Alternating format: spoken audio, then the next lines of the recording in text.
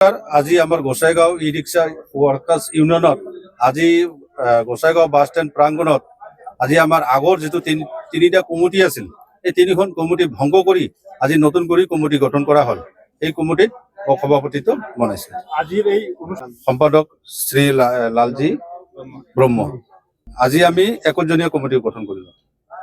সভাপতি সম্পাদক এখন সভাত উপস্থিত থাকে আমাৰ 1 নং গোসাইগাঁও LICৰ MLA সবৰাম ছাৰ আৰু লগতে আমাৰ গোসাইগাঁও টাউন কমিটি চেয়াৰমেন, লগতে আমাৰ টাউন কমিটি এক্স চেয়াৰমেন, লগতে BPFৰ ডিষ্ট্ৰিক্ট গোসাইগাঁও ডিষ্ট্ৰিক্ট প্ৰেচিডেণ্ট তথা ছেক্ৰেটাৰী আৰু চৰাইবিল মণ্ডল ব্লকৰো সভাপতি সম্পাদকো উপস্থিত থাকে। নতুনকৈ মানে আমাক আজি পৌৰসভাৰ যিটো সভাপতি আৰু লগতে আমাৰ এই গোসাইগাঁও ডিষ্ট্ৰিক্টৰ BPF সভাপতি আমাক নিৰ্দেশ দিলে যাতে আগন্তুক দিনক আমাৰ ট্ৰাফিক ৰুলবিলাক আমি মানি চলিব লাগিব আৰু পাৰ্কিং 1 নম্বৰ পাৰ্কিংবিলাক আমাৰ ভালদৰে চলাই যাব লাগিব।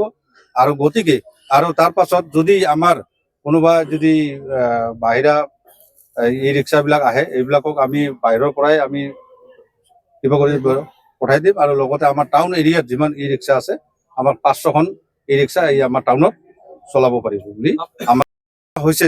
আজি আমাক আশ্বাস দিছে আগন্তুক আমাৰ এই 1 মাহৰ ভিতৰতে আমাৰ পাৰ্কিং চিষ্টেমটো কৰি দিব।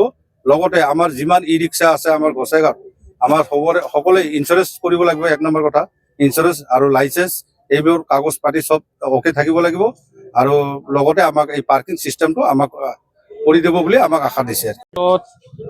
আমি চবে মিলি কাম কৰিব লাগিব। যেহেতু বহুত আগৰ পৰা এনেকা ঘটনা হৈ আছে যে বেলেগৰ পৰা আহি গাড়ীটো লৈ যায় আৰু এইটো আমি ৰিটাৰ্ণ নাপাওঁ, গাড়ীখন ক'ত লৈ যায় এইটো গম নাপাওঁ। তাৰপিছত গাড়ীৰ মালিকে এনেকা কষ্ট পায় যে পুলিচ থানাত গ'লেও ইহঁতে মানে খোজ কৰিও নাপায়, এনেকা হৈ আছে।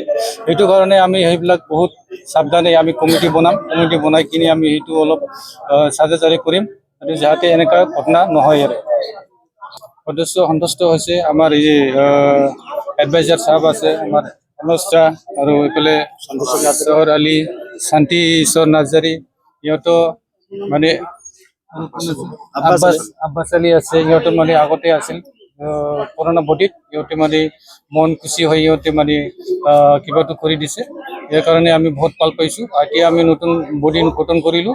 এতিয়া আমি নতুন বডিটো ভালকৈ চলাই যাবৰ কাৰণে আমি বহুত চেষ্টা কৰিম।